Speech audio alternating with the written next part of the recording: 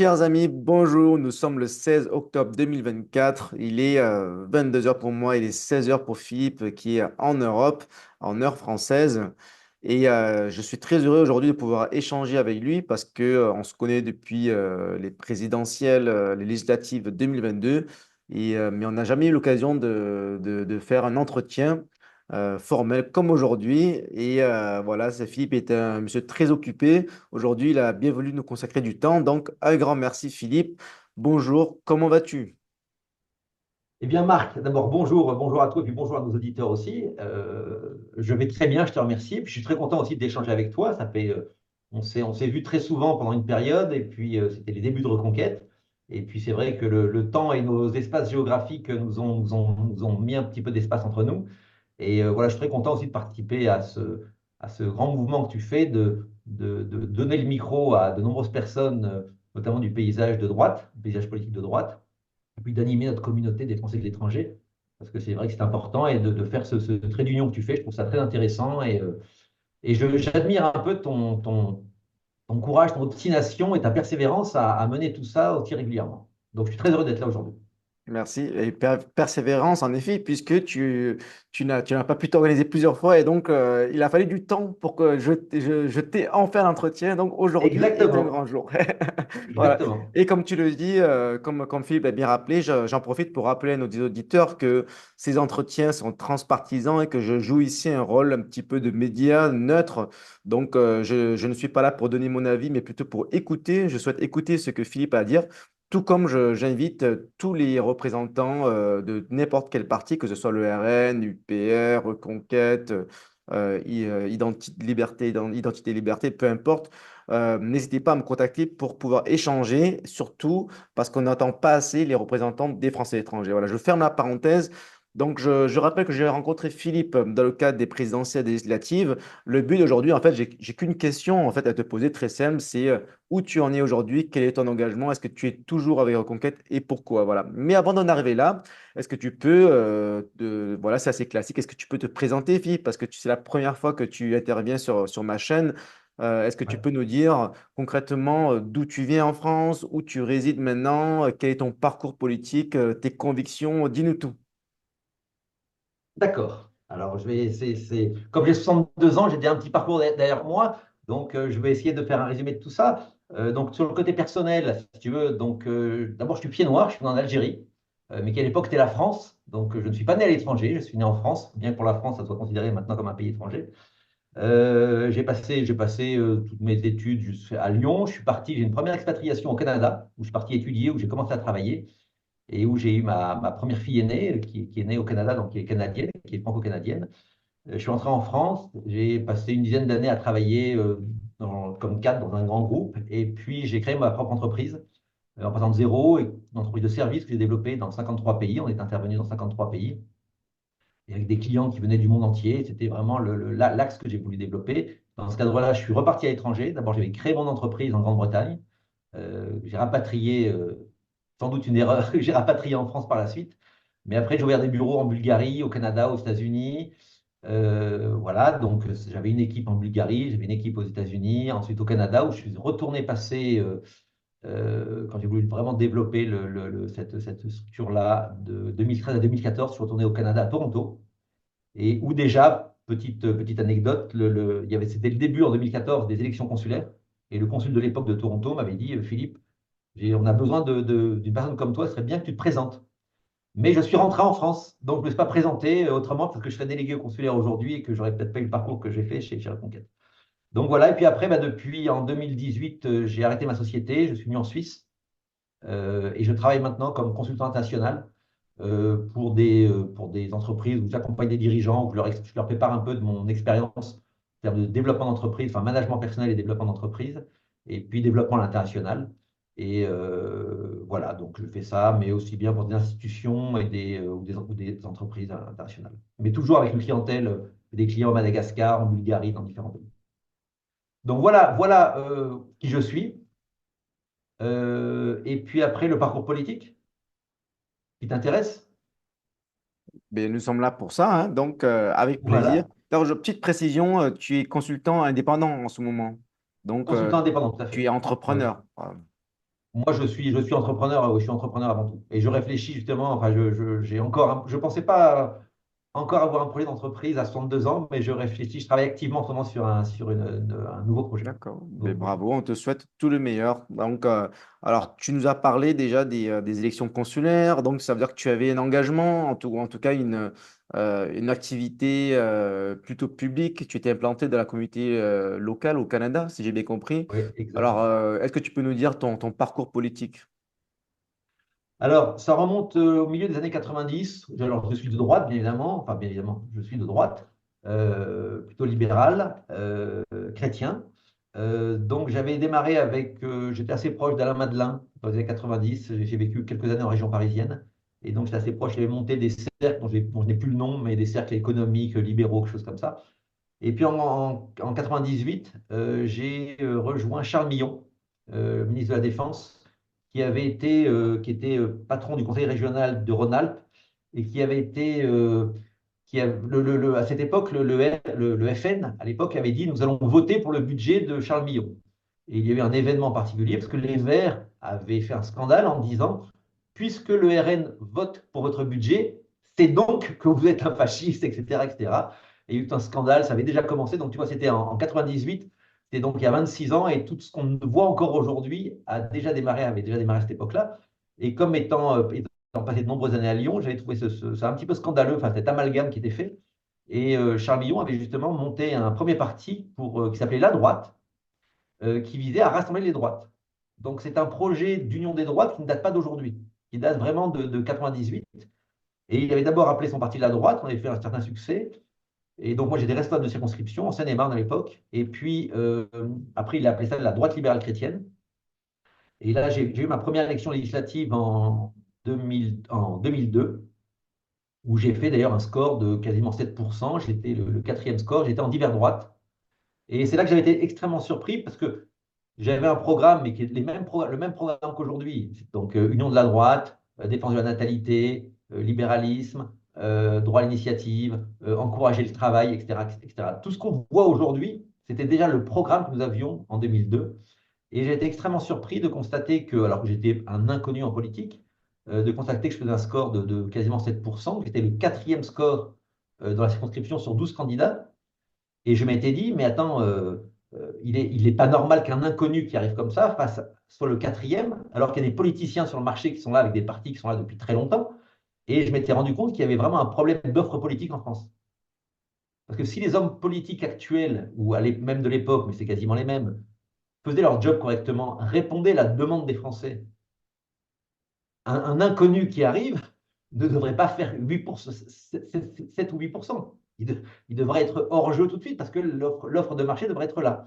Donc, c'est le premier constat que j'ai fait de réaliser que les politiciens habituels que nous avons avec les grands partis politiques ne répondaient pas totalement à l'offre qu'il y avait.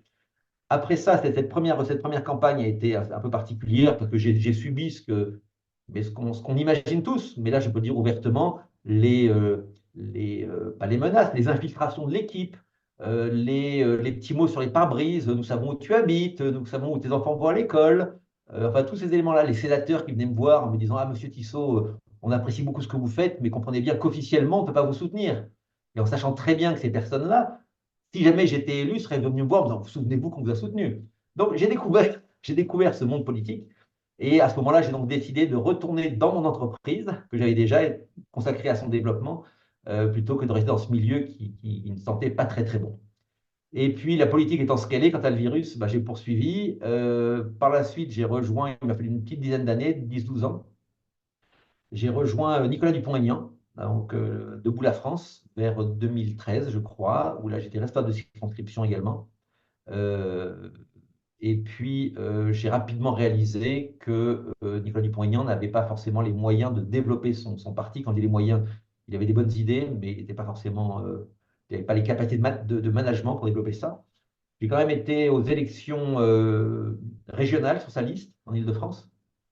Et puis, j'ai donc l'ai quitté au bout d'un an et demi, 2 ans. Et puis après, quand je suis parti en Suisse en 2018, Julien Aubert de Oser la France m'a demandé, je l'avais rencontré dans des événements professionnels, m'a demandé de rejoindre son parti qu'il est en train de créer. Donc, Causer la France, C'est la partie un peu à droite de LR. Les idées sont très proches de celles de Reconquête. Et j'étais là membre du Bureau national et référent idées. J'étais également, pour le parti de Charles Mignon à l'époque, aussi responsable de département et membre du Bureau national. Donc voilà, c'était ce petit parcours que j'ai eu et j'étais également référent idées pour les étrangers, pour Oser la France. Et puis, comme on dit, c'est pas Zorro qui est arrivé, mais Zemmour est arrivé. Fin 2019, et comme beaucoup, j'avais lu le livre de Zemmour, voilà, j'étais de droite et j'étais un petit peu orphelin d'un parti qui me plaise, parce que je n'ai jamais été adhérent du LR, qui me semblait un parti plus de compromission et plus centriste qu'un parti de droite, et je n'ai jamais adhéré au RN, ni même aux thèses du RN, qui me semblaient extrémiste n'est pas le mot, parce que ça veut tout dire et rien dire, mais qui ne me semblait pas avoir les compétences pour piloter le pays. Et donc Zemmour m'a semblé intéressant parce qu'il y avait une philosophie, d'abord il y avait une vraie philosophie politique que je ne retrouvais pas dans les autres partis. Et puis rapidement, il y a eu la démonstration qu'il était capable de déléguer, de piloter, de mettre en œuvre un parti, une organisation, des outils qui permettaient donc de développer une structure. Ce qu'on connaît, tu es un entrepreneur, je suis un entrepreneur, ce qu'on connaît très bien. La capacité à déployer des idées, à les mettre en œuvre, les développer, à trouver des adhérents ou des clients dans l'entreprise. Mais c'est un parallèle que je fais assez souvent. Donc voilà mon parcours politique. Chez Reconquête aujourd'hui, après m'être occupé du maillage territorial en Suisse, la sixième circonscription des Français de l'étranger, j'ai été candidat aux élections législatives en 2002, puis en 2004, pardon, en 2022, pardon, puis en 2024. Et puis maintenant, je suis alors, toujours au bureau des Français de l'étranger de Reconquête pour la Suisse, mais un peu moins actif et je suis davantage concentré au niveau de la fédération. Je travaille avec Romain Boquillon, je suis d'une part trésorier, ça depuis 3 ans, et puis responsable de communication avec lui. Donc tout ce qui concerne les relations presse, les legs qu'on peut envoyer, voilà, tout ce qui va concerner la communication de la fédération. Et puis au niveau national, on a monté un comité de programme et sur lequel il y a différentes thématiques que je garde confidentielles pour l'instant, bien sûr. Et donc je pilote moi-même un comité sur une thématique particulière. Et je suis membre de deux autres comités qui correspondent à mes compétences dans lesquels j'ai des choses à apporter. Et puis voilà, j'interviens aussi sur des rapports particuliers à faire en interne. Voilà. Donc je suis un peu plus sur un niveau stratégique que purement opérationnel aujourd'hui de circonscription. Ok, très bien, Et merci. je suis également, comme toi, comme tu l'as été, conseiller national également pour l'Europe. J'ai été élu conseiller national pour l'Europe. Voilà, tu l'es toujours. Je ne le suis plus, mais tu Et l'es je toujours. suis toujours. Très bien. Ben, merci, c'était très intéressant et très complet. Bon, on note évidemment, enfin, on note que évidemment, j'ai une question logique à te poser. C'est ce qui s'est passé récemment à Reconquête. Tu n'as pas du tout parlé de Marion Maréchal. Alors, qu'est-ce qui fait que tu es resté à Reconquête et que tu n'es pas allé ailleurs? Voilà, donc, qu'est-ce que tu en penses? C'est quoi ton point de vue? Alors, moi, je suis très transparent dans mes engagements et j'essaye d'être fidèle aussi, en tout cas d'être cohérent. Dans l'histoire Marion, Éric Zemmour, parce que je crois qu'au final, c'est cette histoire-là qui s'est passée, euh, je n'ai pas cherché à savoir ce qui s'était passé. Parce que comme dans un couple qui divorce, j'aurais eu deux versions, les deux sûrement très réalistes, laquelle l'aurais-je dû croire? Donc, je n'ai pas cherché à le comprendre. Lors des lendemains des élections européennes, j'ai eu des sollicitations. J'étais sollicité et alors, indirectement par l'équipe d'Éric Ciotti pour devenir candidat aux législatives et directement par l'équipe de Marion pour être également candidat aux législatives. Je t'avoue que je n'ai pas vraiment voulu m'engager vis-à-vis du RN, parce que je ne voulais pas que mon nom soit, qu'il y ait le RN à côté de mon nom. Je respecte tout à fait les membres du RN, les adhérents du RN, mais il y a des choses dans le programme de Marine Le Pen qui ne me correspondent pas, et donc je ne souhaite pas être accolé à cette image-là. Euh, voilà, donc cette histoire-là, je la déplore, mais je ne veux pas avoir d'avis là-dessus. Elle a décidé de faire un choix. Euh, voilà. Après, ce que je constate quand même, qui est une vision peut-être un peu plus politique, mais c'est que tout le monde à droite parle de l'union des droites, tout le monde en parle, mais finalement, ce que je constate, c'est que tout le monde crée son petit parti. et que je vois un paradoxe, voire une difficulté presque existentielle, à ce que cette union des droites se fasse un jour. Comment pouvons-nous tous prôner l'union des droites et systématiquement créer des partis qui vont créer des nouvelles églises, des nouveaux clochers, avec en plus derrière l'incapacité à se rassembler tous ensemble pour faire un programme commun, comme le fait très bien la gauche, et depuis très longtemps. Donc, Alors, donc voilà. oui, c'est une bonne remarque que tout le monde se pose. Après, bon, Marion Maréchal y a répondu récemment, c'est-à-dire que, en fait, on n'est plus vraiment dans l'objectif d'union des droites, mais plutôt de coalition des droites, c'est-à-dire de rassemblement de plusieurs partis. Et donc, elle ne voit pas d'inconvénient à créer plusieurs micro-partis qui ont leur propre sensibilité. Sinon, si on a exactement les mêmes idées, autant être dans le même parti. Enfin, c'est ce qu'elle a dit récemment. Donc, bon, on est d'accord, on n'est pas d'accord, mais donc, c'est son point de vue. Et donc ce serait, donc le but, c'est d'avoir plusieurs partis, mais au moment où il y a des élections, on peut discuter. Voilà. Mais bon, en tout cas, de ton point de vue, mis à part ce qui s'est passé, quel est ton ressenti de Marion Maréchal? Tu lui souhaites bonne chance? Tu trouves que tu as des amis qui ont soutenu Marion Maréchal? Je suppose que voilà, tu as un regard plutôt positif sur sur leurs engagements, sur ce qu'ils font. Ou est-ce qu'il y a peu de Alors, moi, rancœur? j'ai un Parce qu'il y regard a... positif. Bien. Pardon, vas-y. Chez Reconquête, il y en a qui disent que c'est une traîtresse, il y en a qui ont vraiment un sentiment négatif. Donc, toi, quel est le tien?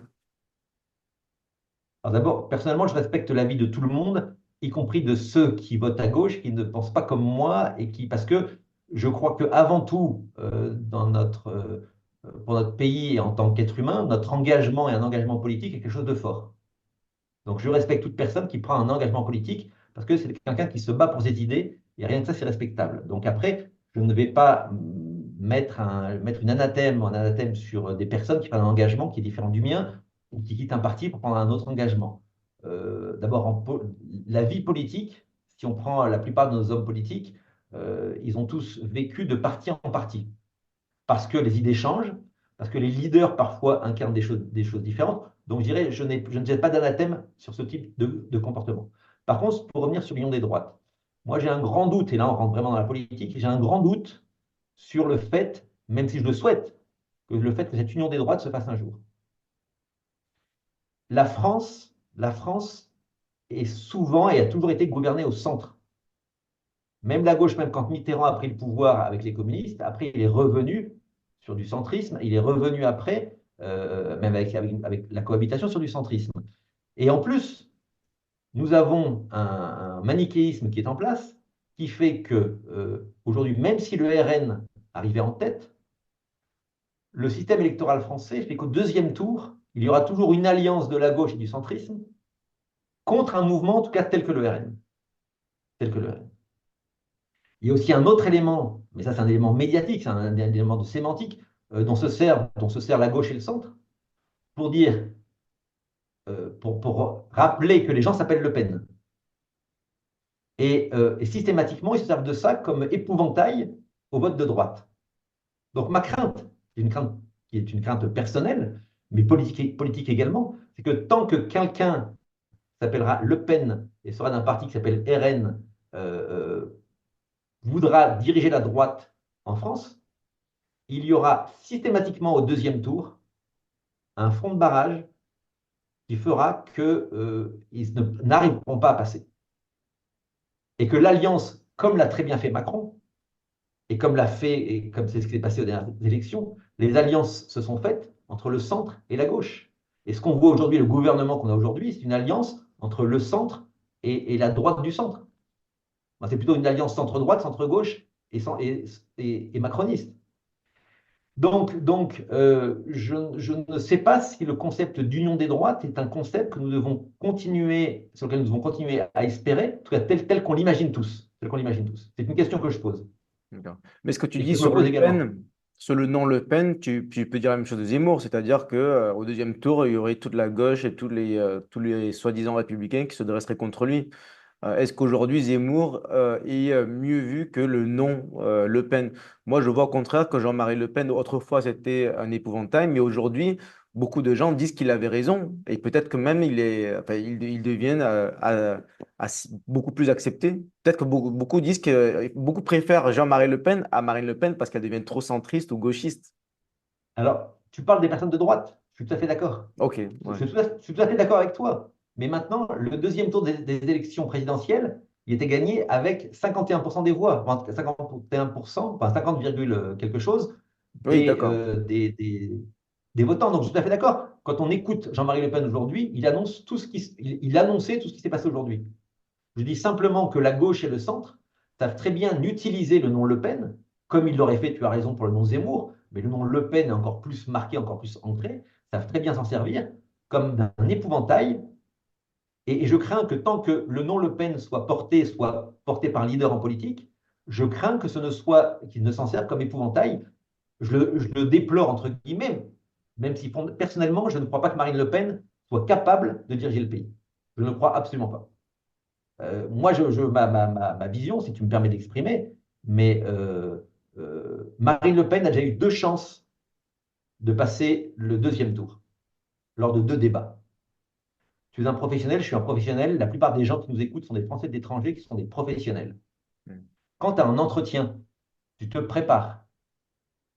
J'ai cette interview avec toi aujourd'hui, je me suis préparé. J'ai préparé mes idées, j'ai préparé un certain nombre de choses. Si demain tu vas au présidentiel, tu prépares ton entretien, tu t'entraînes. Comment peut-on se foirer, s'étaler de cette manière-là quand on a la chance d'être au deuxième tour des présidentielles? Tu dis Donc, qu'elle fait exprès? ma conviction, alors, puisqu'on est tous les deux hommes d'affaires, entre guillemets, imagine que tu as un business, tous les 5 ans, tu fais ton plan marketing pendant 6 mois. Et au bout de ces 6 mois, tu gagnes des postes, tu gagnes des subventions. Aujourd'hui, le RN, grâce aux dernières élections, bénéficie d'un financement. Alors, c'est une appréciation, ce n'est pas un chiffre exact. Entre les dotations par député, qui sont, je crois, de 36 ou 37 000 euros par député, et dotations par nombre d'électeurs, donc pour 10 millions, 10 millions d'électeurs, ça fait à peu près 16 millions d'euros, et 37 millions pour 150 députés, 150 à 170 députés, on a encore 5 ou 6 millions. Donc, il y a une rente annuelle de 21 millions d'euros qui sont versés au RN chaque année. Et quelle responsabilité leur demande-t-on en face? Aucune. Donc, quand tu as un business où tu sais que tu maintiens du bruit pendant 4 ans et demi, pendant 6 mois, tu fais un gros plan marketing pour les élections, et qu'à la fin, tu as 21 millions d'euros qui te sont donnés pendant 5 ans, sans aucune obligation de résultat, pourquoi avoir envie de prendre le pouvoir, surtout dans la situation actuelle, pour se prendre des coups sur la tête? Parce qu'aujourd'hui, on a Barnier qui est Premier ministre, mais c'est mission impossible pour lui. C'est extrêmement compliqué. Et le RN, moi j'étais très surpris de voir le RN, dès qu'ils se sont rendus compte qu'ils n'étaient plus capables d'avoir une majorité gouvernementale, on les a plus entendus durant la campagne. Et c'est logique. Attends, pourquoi prendre des coups si je peux vivre pendant 5 ans? Et aujourd'hui, on voit très très bien que beaucoup de nos députés, pourquoi est-ce qu'ils cherchent tous, nos députés ou nos hommes politiques, ils cherchent tous à être recasés? En fait, il faut avoir il y a une vision pragmatique à avoir de la politique. On a des professionnels de la politique qui vivent de ça, qui sont recasés et qui vivent sur une rente des Français. Quand tu vois qu'aujourd'hui, l'Élysée augmente son budget, on nous demande à tous de faire des efforts, enfin tous les Français de métropole en tout cas, et l'Élysée augmente son budget. Et le Sénat et l'Assemblée nationale. Exactement, exactement. Mais ces gens-là vivent sur une rente. Et cette rente doit durer le plus longtemps possible. Et quand en plus tu n'as pas de responsabilité, alors je ne dis pas que les adhérents du RN et les cadres du RN ne sont pas des gens convaincus et sont des gens qui veulent vivre sur Oui, une rente. forcément, quand Je pense même. qu'au contraire, Une au contraire, majorité. il y en a beaucoup qui sont convaincus des idées, et heureusement d'ailleurs, et qui se battent pour les idées. Je dis juste à la tête, on parlait de Marine Le Pen, je ne suis pas du tout sûr que Marine Le Pen ait un jour envie de gouverner la France, et encore moins qu'elle en soit capable. Ok, très bien. C'est On a une vision. l'impression. Alors, je parle en mon nom personnel, hein. Je parle en mon nom Oui, oui, personnel, bah, pas en nom j'imagine, professionnel. hein, ouais. Oui. Mais j'ai l'impression que tu as quand même une aversion face au RN. Quand tu disais aussi au début que tu veux pas avoir ton nom à côté du logo RN, il y a quelque chose de personnel avec le RN. Si tu veux, alors, je vais te dire une chose. Quand j'étais étudiant à Lyon, je suis allé, quand tu as 20 ans, je suis allé à un meeting de Jean-Marie Le Pen. C'était dans les années 80, oui, j'avais 20, en 82, j'avais 20 ans, donc tu vois, ben, Le Pen a commencé à sortir enfin, politiquement en 83, je crois, donc ça va être au tout début. Et à ce meeting, j'ai entendu des gens, à l'époque, hein, qui criaient «Ah bah les Juifs, ah bah ceci, ah bah la Jewry internationale», toutes ces choses-là. Et je les entendais développer des slogans, tu vois, les mêmes, et je suis désolé pour les gens de la CGT, pour que j'ai beaucoup de respect, mais les mêmes que j'entendais dans la manifestation dans la rue de la CGT, où les gars, ah bah les patrons, enfin, le slogan qu'on répète sans réfléchir. Et depuis cette époque-là, la vision que j'ai du RN n'est pas forcément, alors même s'il a évolué, mais on voit bien que Marine Le Pen n'a pas le niveau. Elle n'a pas le niveau pour être présidente de la République. Elle a peut-être pas le niveau, mais elle peut avoir un peu le talent pour attirer les électeurs et se faire élire, plus ou moins par accident ou pas. Bon, on peut y croire ou pas. Et puis bon, même si elle n'est pas élue, peut-être qu'un jour ce serait Jordan Bardella ou Si un jour quelqu'un d'autre. elle est élue présidente de la République, je t'offre un dîner à Hong Kong. Alors, ça coûte cher, hein? Ouais, je note. Je connais mes engagements. Je connais mes engagements. Je connais le prix de mes Voilà. En engagements. tout cas, ça peut être, voilà, ça fait qu'un d'autre, Marion Maréchal. D'autres. Il y a quelque chose qui m'a. J'ai remarqué que tu as parlé de droite libérale et tu as insisté aussi sur chrétien. Donc, pour toi, ça fait partie de l'engagement Oui. politique. C'est important. Est-ce que, parce que Oui, si alors, on, si on quand suit je, cette logique, peut-être que Marion Maréchal est plutôt, correspond plus à tes valeurs. Parce qu'elle vient, voilà, elle représente plus ce courant. euh, non, non? je ne juge pas Éric Zemmour par rapport à sa religion, je le juge par rapport à ses visions pour la France. Et Éric Zemmour est un démocrate qui respecte les différentes religions. Donc moi, je m'estime chrétien dans mes valeurs. Et d'ailleurs, je t'ai parlé de ce mot-là parce que droite libérale chrétienne, que c'est le nom que Charles Millon, quand il a transformé son parti de la droite, il a appelé ça la droite libérale chrétienne. Et il a dit, mais nous devons nommer les choses.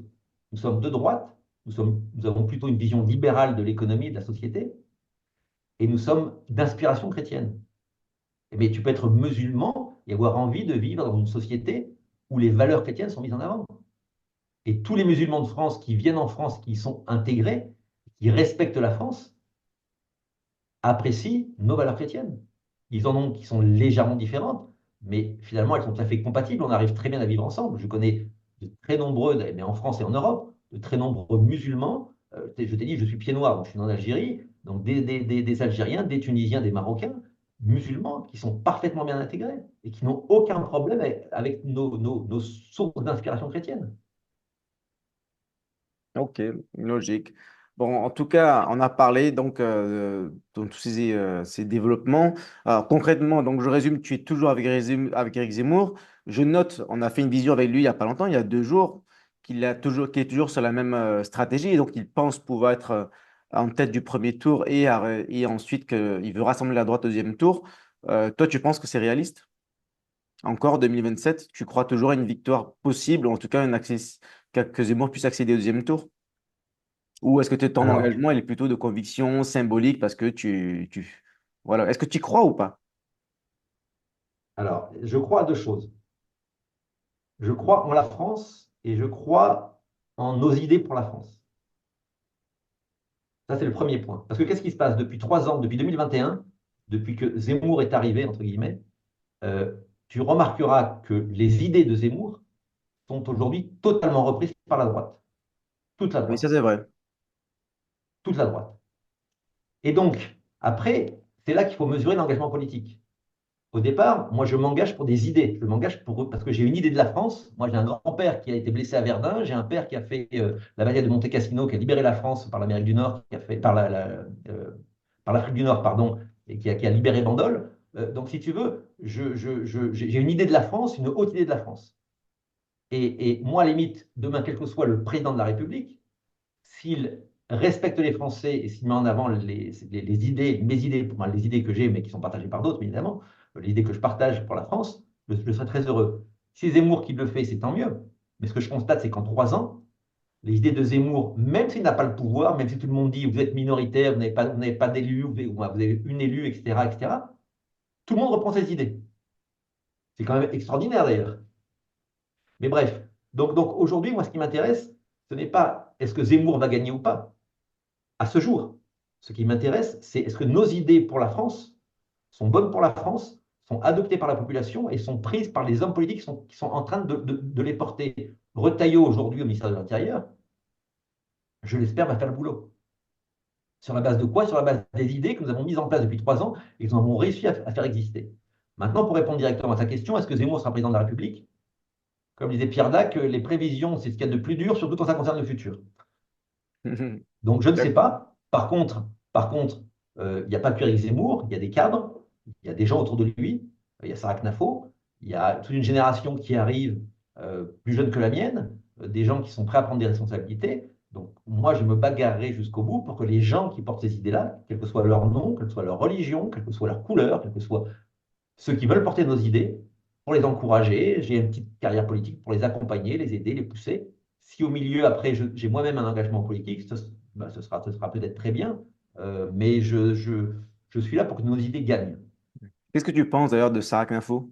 Elle fait du bon travail, c'est admirable. Est-ce que ça correspond à ce que tu attendais? Est-ce que c'est mieux, moins bien? Bah, je vais te renvoyer la question, qu'en penses-tu, toi? C'est trop bien. En fait, c'est pas mal. Je trouve qu'elle est avant qu'elle devienne députée, je trouve elle était très discrète. Bon, c'est normal, elle était un peu dans l'ombre. Là, c'est vrai que je trouve que ce qu'elle fait, c'est très bien. Voilà. Après, bon, le problème, c'est voilà, comme on vient d'en parler, est-ce que ça va quelque part, ce parti, est-ce qu'il y a de l'avenir, etc. Et là, j'ai l'impression que ce qu'elle fait, mais tout comme Zemmour, en fait, c'est du travail quasiment métapolitique. C'est-à-dire qu'en fait, c'est de dire la vérité. Et mais d'ailleurs, en fait, je vais te redire ce que je lui ai dit, ce que j'ai dit à Zemmour et à Sarah Gnafo, les yeux dans les yeux, il y a un an, à la soirée de Livre Noir. Je leur ai dit, en fait, j'adore ce qu'il fait, mais en fait, j'ai l'impression que lui, il donne les idées et après, tout le monde les reprend. Non, en fait, lui, il travaille pour les autres. C'est grâce à Zemmour que le RN est si fort aujourd'hui. Et c'est grâce à lui, en fait, que Retailleau a les bonnes idées, etc. En fait, tout le monde reprend ses idées. Non, en fait, il fait du bon travail, mais ça ne lui profite pas. Et Oui, donc les gens mais, comme toi, et tu fais un peu comme Zemmour, c'est-à-dire tu sers la bonne cause, tu vas dans la bonne direction. Et en fait, bon, après, la bonne chose, c'est que ça aide la France. C'est-à-dire que ça va aider la France à se remettre voilà. dans le droit chemin. Bon, c'est peut-être le plus important. Mais attends, mais Mais après, non, oui, mais j'ai Marc, l'impression que vous est-ce travaillez, que mais nous vous ne récoltez voulons, pas le fruit de votre travail. mais est-ce que nous voulons faire perdurer ce système où des gens rentrent en politique pour avoir une rente, mentent, trichent, sont corrompus, pour nous faire croire en nous racontant des histoires, et la France s'enfonce de plus en plus? Est-ce qu'on veut continuer ça? Est-ce qu'on veut faire perdurer ça? Hmm. Ou est-ce que l'on veut que les bonnes idées soient mises en œuvre, et mises en œuvre ensuite par les bonnes personnes? Toute la question que les Français doivent se poser aujourd'hui, c'est quelles sont les bonnes personnes pour mettre en œuvre les idées d'Éric Zemmour, en tout cas les idées qui leur semblent bonnes pour la France. Et c'est la question que les Français doivent se poser. Hmm. Ensuite, il y a un autre point, c'est ce que Charles Millon m'expliquait. L'histoire est faite de la rencontre d'un événement et d'un homme. Charles de Gaulle n'aurait jamais été Charles de Gaulle si Hitler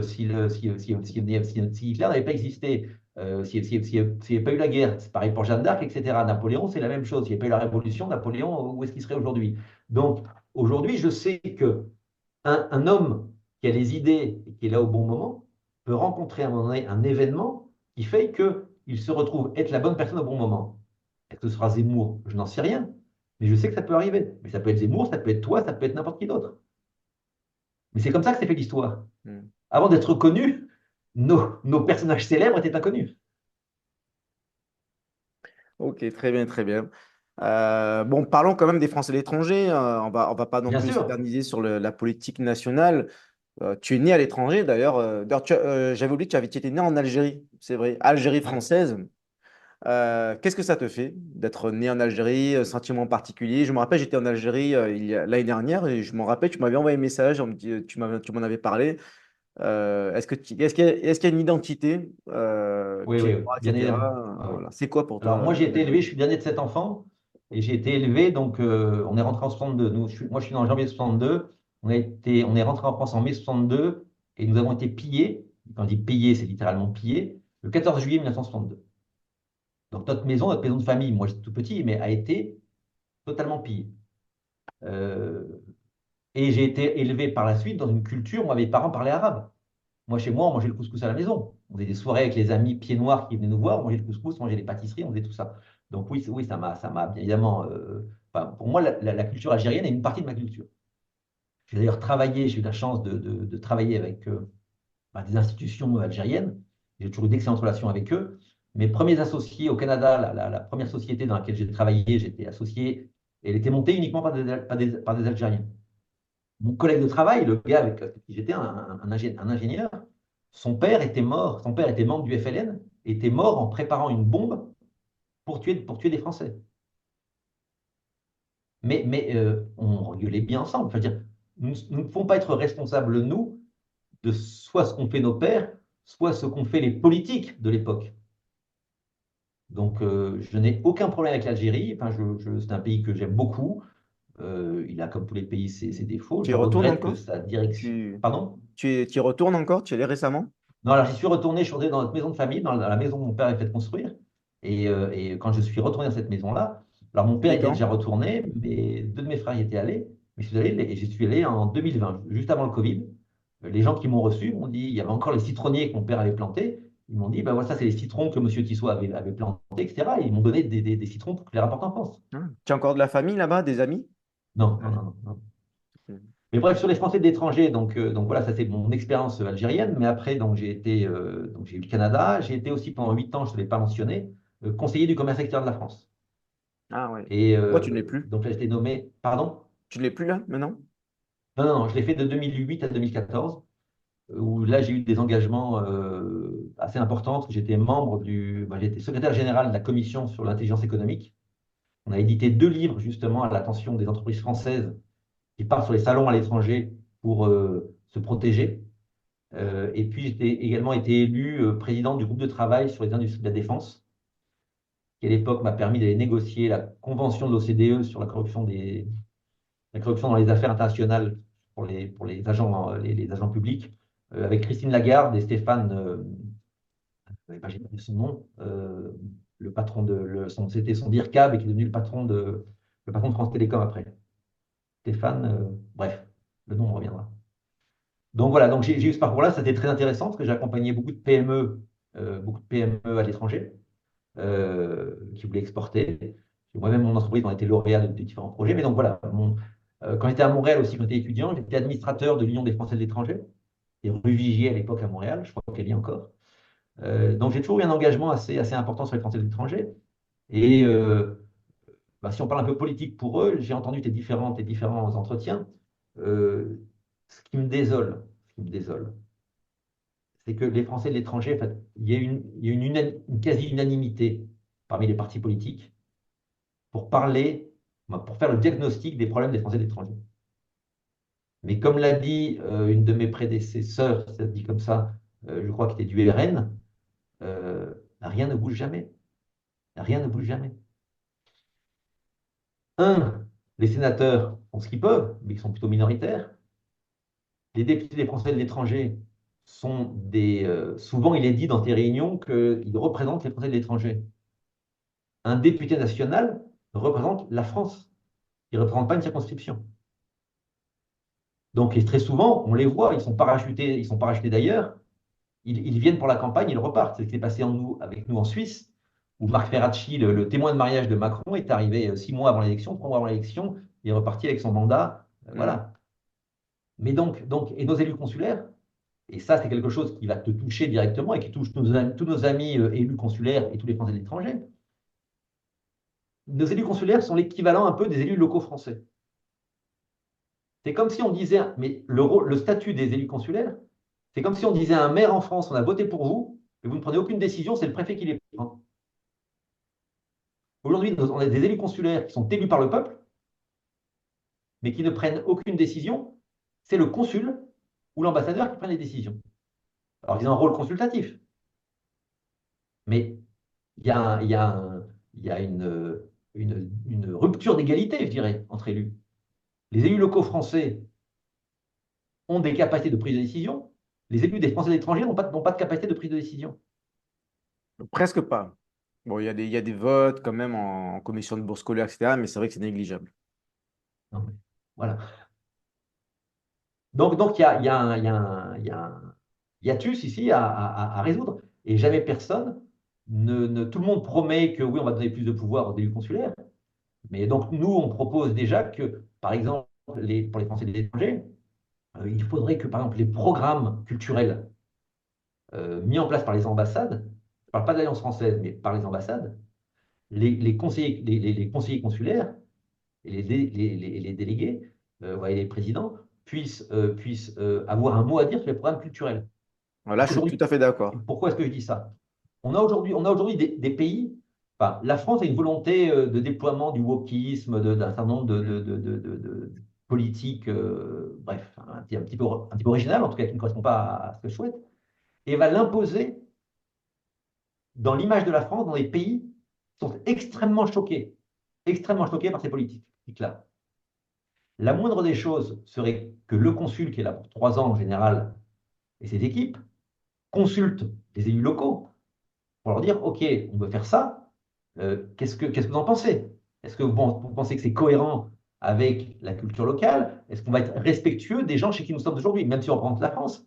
Mais est-ce que ça va être respectueux? Donc je pense que là, le petit coin qu'on pourrait déjà commencer à mettre, c'est demander à ce que le personnel, les élus consulaires, puissent avoir un droit de regard sur les politiques culturelles déployées par la France au sein des ambassades et des consulats, par exemple. Ouais, ça, c'est un très bon exemple. Voilà.